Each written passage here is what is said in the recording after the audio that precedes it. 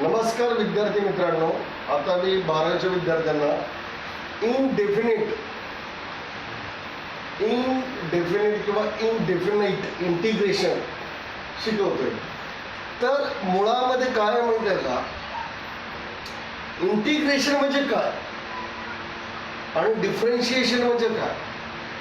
बघा, जे general meaning काय आहे, तर differentiation means differentiate the function किंवा डिफरेन्शिएट द पीपल, आणि इंटिग्रेशन म्हणजे काय की टू इंटिग्रेट द फंक्शन किंवा टू इंटिग्रेट द पीपल.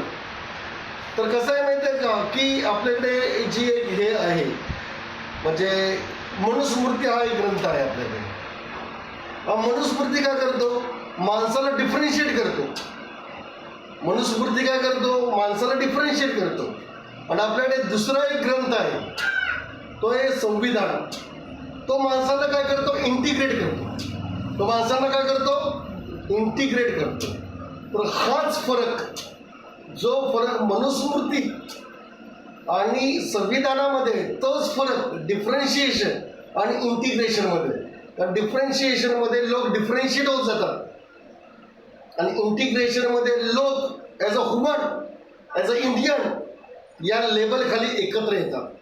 तर याच्याविषयी जास्त डिटेलमध्ये मी माझ्या पुस्तकामध्ये लिहिलेलं आहे. त्या पुस्तकाचं नाव अर्थातच वाचकांना माहीत आहे, Newton's laws of motion must be modified, Sachin Kiran's theory of time compensation, sun integrates and moon differentiate, असं त्या पुस्तकाचं नाव आहे. तर वाचकांनी हे पुस्तक वाचावं, आपल्या प्रतिक्रिया कळवाव्यात ही नम्र विनंती. थँक्यू, धन्यवाद.